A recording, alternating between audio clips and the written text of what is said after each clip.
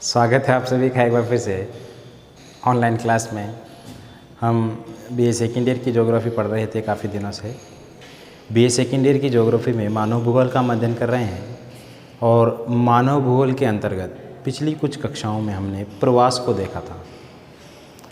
प्रवास स्थानांतरण, ठीक है, इसको हम पढ़ रहे थे।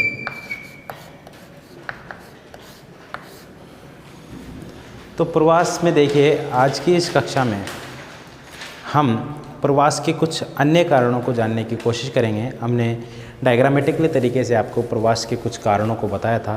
काल पक्ष, देश पक्ष का हमने कल अध्ययन कर लिया था। आज हम उसके तीसरे पक्ष का अध्ययन करेंगे, कारण पक्ष का।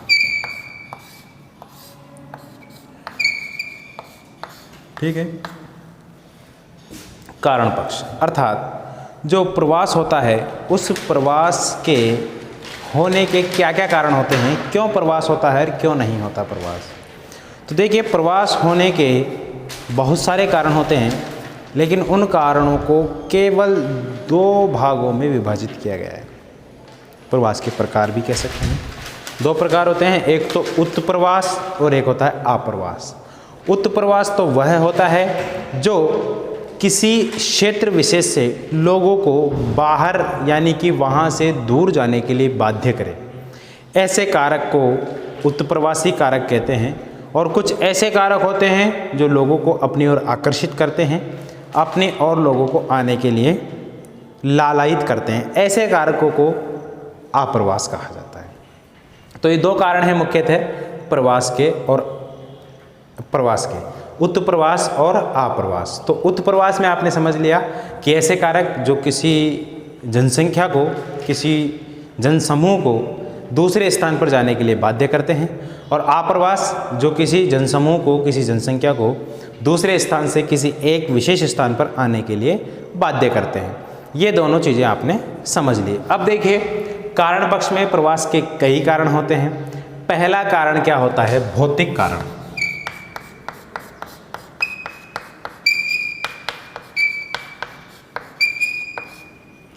पहला कारक क्या है कारण पक्ष में? भौतिक कारक। गुरुजी, भौतिक कारक क्या है?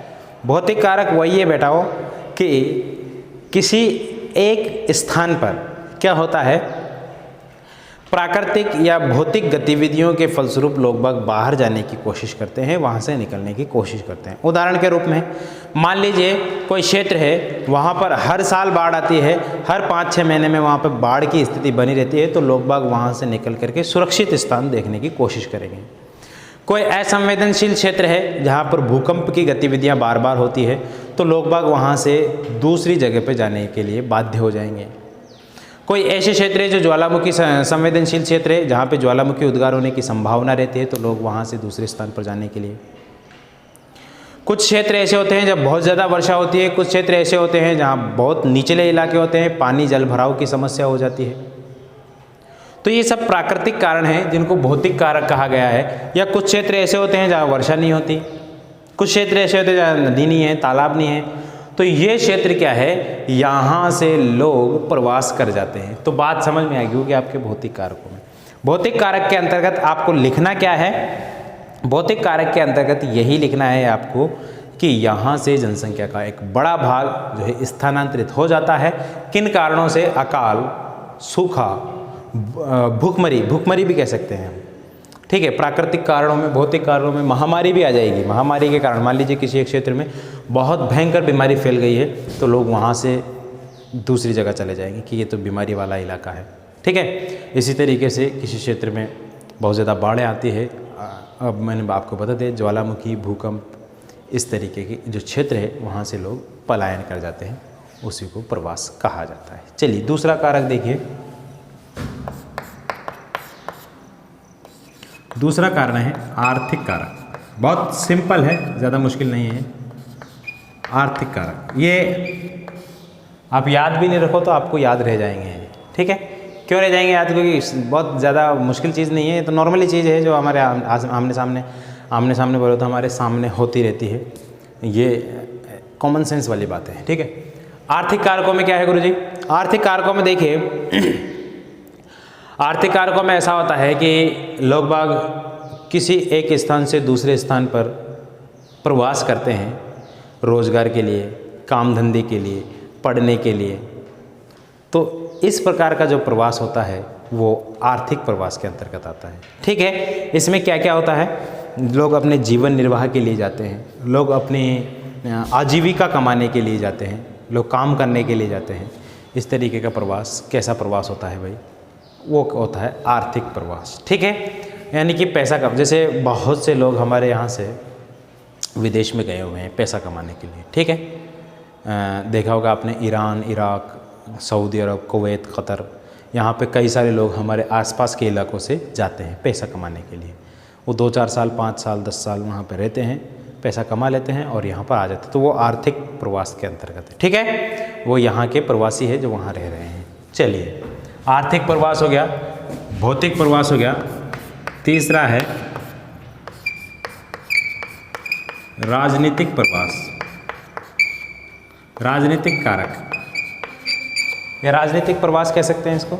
राजनीतिक कारकों के अंतर्गत देखिए, सरकारी कुछ नीतियां होती है, उन नीतियों के तहत लोग बाग, सरकार कुछ क्षेत्रों से लोगों को दूसरी जगह जाने के लिए बाध्य करती है।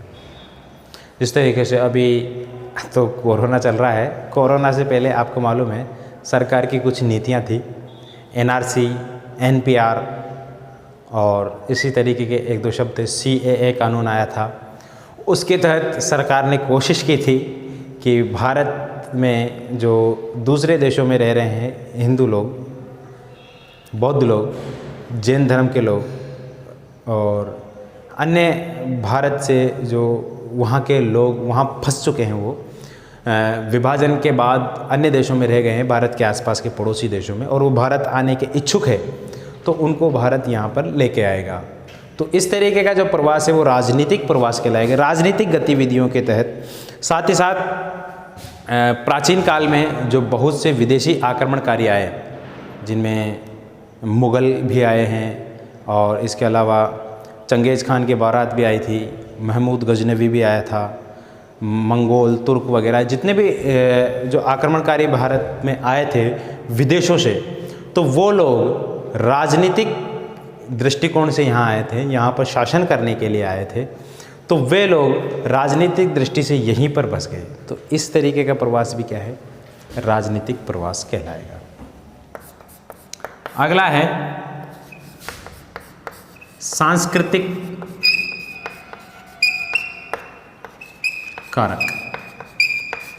अगला क्या है, सामाजिक या सांस्कृतिक कारक। सामाजिक या सांस्कृतिक कारकों के अंतर्गत लोग बाग क्या सोचते हैं कि कोई भी समूह हो, मानव का, चाहे कोई से भी धर्म से रिलेटेड हो, चाहे कोई भी समूह हो, वह अपने आप को तभी सुरक्षित मानता है तब अपने जैसे लोग आसपास में देखता है। उदाहरण के रूप में, बुरा नहीं मानिएगा इस बात का, मुस्लिम समुदाय के लोग वर्तमान में जो कंडीशन है, और प्राचीन काल में भी ऐसा ही होता था, मुस्लिम समुदाय के लोग वहाँ जाकर ज़्यादा बसना पसंद करते हैं जहाँ पर मुस्लिम आबादी रहती है। हिंदू समुदाय के लोग भी वर्तमान में इसी तरीके से वहाँ जाकर रहना पसंद करेंगे जहाँ पर हिंदू समुदाय ज़्यादा रहता है, तो वो अपने आप को सुरक्षित महसूस करते हैं। तो मान लीजिए किसी एक गाँव, कोई एक गाँव है, उस गाँव में अधिकतर जो बहुसंख्यक समाज है वो कोई दूसरे वर्ग का है, अल्पसंख्यक समाज है वो अपने आप को वहाँ पर असुरक्षित महसूस करता है। तो अल्पसंख्यक समाज कोशिश करता है कि वहाँ की ज़मीनें वमीनें सारी बेच बाच के ऐसे क्षेत्र में जाए जहाँ पर उनका बहुसंख्यक समाज रहता है। तो ये सामाजिक और सांस्कृतिक कारक है। ठीक है, इसके अलावा सामाजिक और सांस्कृतिक प्रवास में धर्म संबंधी यात्राएं भी शामिल हैं। धर्म संबंधी यात्राएं जैसे 4 धाम की यात्रा होती है, अमरनाथ की यात्रा होती है। हालांकि अमरनाथ की यात्रा कुछ दिनों की होती है, लेकिन 4 धाम की यात्रा के निकलते हैं तो बहुत दिन लग जाते हैं उसमें। इसी तरीके से मुस्लिम समुदाय की हज की यात्रा होती है जो 40 दिन से ज़्यादा की होती है।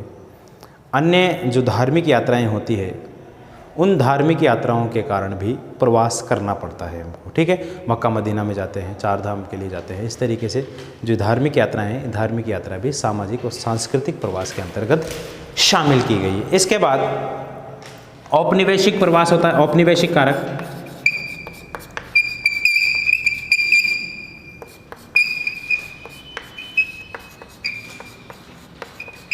औपनिवेशिक कारकों में क्या होता है, देखिए विदेशी आक्रांता यहाँ आए, जैसे ब्रिटेन के लोग यहाँ आए, ब्रिटेन के लोग यहाँ आए, इंग्लैंड के लोग, यूरोपीय लोग यहाँ आए, तो वो यहाँ आए थे व्यापारिक उद्देश्य से, लेकिन उन्होंने यहाँ पर अपने उपनिवेश स्थापित कर लिए, यानी कि शासन चलाने के लिए अपने लोगों को यहाँ पे छोड़ दिया, अपने उपनिवेश स्थापित कर लिए, यहाँ पर राज किया उन्होंने, और धीरे धीरे वो यहीं पर प्रवासित हो गए, यहीं पर बस गए, या कुछ लोग आकर के वापस चले गए।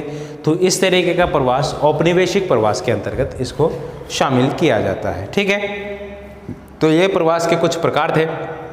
इसके अलावा एक प्रवास होता है औपनिवेशिक में बलपूर्वक प्रवास होता है। बलपूर्वक प्रवास में क्या होता है भाई, लोगों को ज़बरदस्ती धक्का देकर निकाला जाता है। ठीक है, ये होता तो राजनीतिक है, लेकिन अप्रत्यक्ष रूप से होता है। जिस तरीके से अभी NRP NRC वगैरह ये जो लागू की गई थी, तो इसमें उद्देश्य तो यही था कि छटनी की जाए लोगों की, और बहुसंख्यक समाज जो होता सिर्फ और सिर्फ राजनीतिक कारण है इसके पीछे, बाकी कोई लेना देना नहीं है। सरकार को अपना केवल और केवल वोट बैंक बढ़ाना होता है। तो क्या है, वर्तमान जो सरकार है उसका अधिकतर वोट बैंक हिंदू समाज से है, तो वो क्या चाहते थे कि मुस्लिम समुदाय की छटनी की जाए, जिनके पास कागज़ निकलेंगे उन्हीं को यहाँ पर रखा जाए, जिनके पास कागज़ नहीं निकलेंगे उनको यहाँ से निष्कासित कर दिया जाए। तो इस तरीके की कुछ नीतियाँ होती हैं, ये बलपूर्वक प्रवास होता है, यानी कि उनको ज़बरदस्ती यहाँ से भेजा जाएगा। ठीक है, उनको ज़बरदस्ती यहाँ से भेजा जाएगा। इसी तरीके का प्रवास अभी आपने सुना होगा, म्यांमार में जो बहुसंख्यक समाज है, वहाँ अल्पसंख्यक समाज जो रोहिंग्या मुसलमान थे वहाँ पर, उनको वहाँ पे से बलपूर्वक निकाला जाए। वियतनाम में भी इसी तरीके का कुछ हुआ था। तो ये प्रवास कैसा होता है, बलपूर्वक प्रवास, यानी कि बलपूर्वक प्रवास, धक्का दे के लोगों को निकालना। ठीक है, तो ये प्रवास के कुछ कारण पक्ष थे, आपको समझ में आ गया होगा। इसके बाद संख्या पक्ष होता है, अगला मैंने आपको लिखाया था। संख्या पक्ष में कुछ नहीं है ज़्यादा।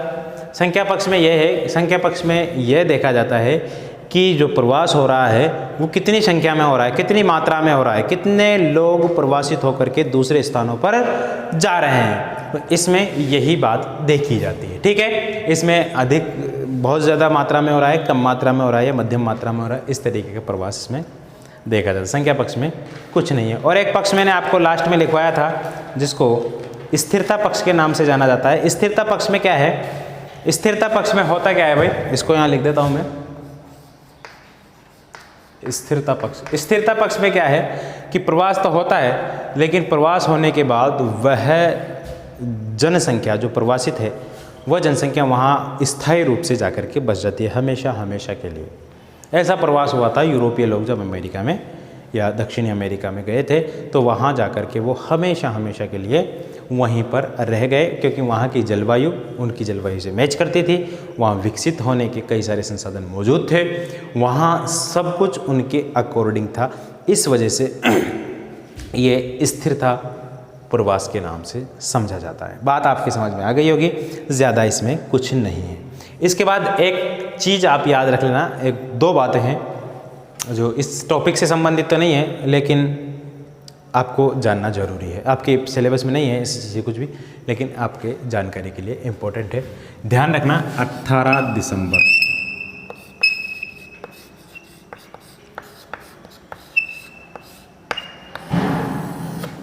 18 दिसंबर को प्रतिवर्ष विश्व प्रवासी दिवस मनाया जाता है। 18 दिसंबर को प्रतिवर्ष क्या मनाया जाता है, विश्व प्रवासी दिवस मनाया जाता है। लेकिन हमको पता ही नहीं रहता ये कब आता है। हमको तो ये याद रहता है कि विश्व रोज डे कब है और फ्रेंडशिप डे कब है, क्योंकि ये वायरल होता रहता है ना, इस वजह से। चलिए कोई बात नहीं, जैसा हमको याद रखना हो। 18 दिसंबर को हमेशा विश्व प्रवासी दिवस मनाया जाता है, और प्रवासियों द्वारा, यानी कि जो एक स्थान से दूसरे स्थान पर जाकर बसने वाले लोग या जाने वाले लोग हैं, प्रवासियों द्वारा सबसे ज़्यादा पसंद किया जाने वाला देश USA है, अमेरिका। सबसे ज़्यादा प्रवासी लोग अमेरिका जाकर के बसते हैं। ठीक है, तो ये प्रवास से संबंधित कुछ बातें थी। उम्मीद है आपको ये सब बातें समझ में आई होगी। इसको आप नोट डाउन कर लीजिए।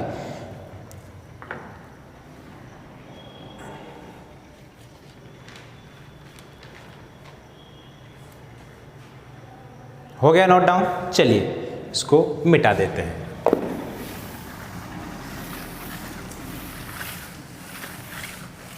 अब इसके बाद नया टॉपिक शुरू करते हैं।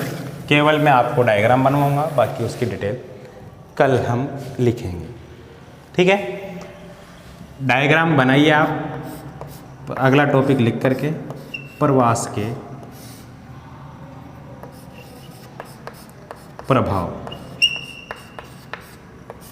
देखिए जब प्रवास होता है तो उसके क्या क्या प्रभाव होते हैं और क्या क्या उसके प्रभाव नहीं होते हैं, उन प्रभावों को आज हम देखेंगे। सबसे पहला प्रभाव होता है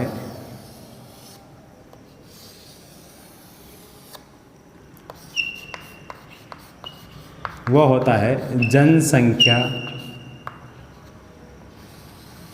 भार। दोनों चीज़ें होती है इसमें। जहाँ से प्रवास होता है वहाँ जनसंख्या की कमी, जहाँ पर प्रवास होता है यानी कि अप्रवास जहाँ पर होता है वहाँ जनसंख्या बढ़ जाती है, ठीक है। तो जनसंख्या भार।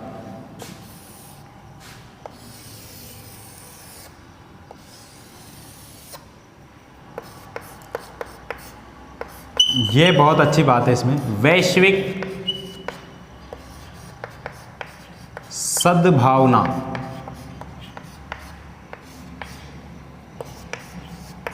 का विकास। वैश्विक सद्भावना का विकास, अलग अलग देशों के लोग मिलते हैं तो उनमें वैश्विक सद्भावना, एक दूसरे के प्रति रेस्पेक्ट वाली जो भावना है वो पैदा होती है। हम कल पढ़ेंगे इसको डिटेल से, हम लिख लेते हैं आज।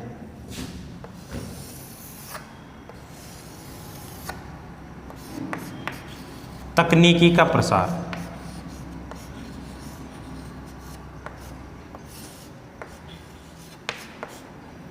तकनीकी जो होती है, टेक्नोलॉजी, उसका प्रसार होता है। आप अमेरिका के लोगों को यहाँ पकड़ पकड़ के लाइए, चीनी लोगों को लेके आइए, जापानी लोगों को लेके आइए, तो वो कुछ ना कुछ तो हमको सिखाएंगे ही, ठीक है। इस तरीके से हमारे पास जो है हम उनको सिखाएंगे। हम तो जुगाड़ करने में जो है महारत हासिल है हमको, तो हम भी उनको बताएंगे भाई इस चीज़ को ऐसे क्यों कर रहा है, ऐसे कर ले तो भी काम चल जाएगा, ठीक है। इसके अलावा पारस्परिक उन्नति,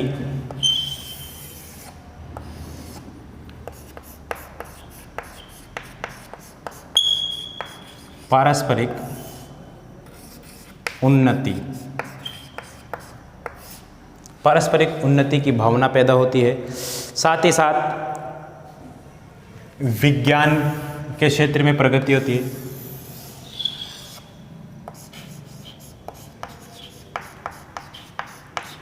विज्ञान के क्षेत्र में प्रगति होती है। और एक और लिख लीजिए आप, नए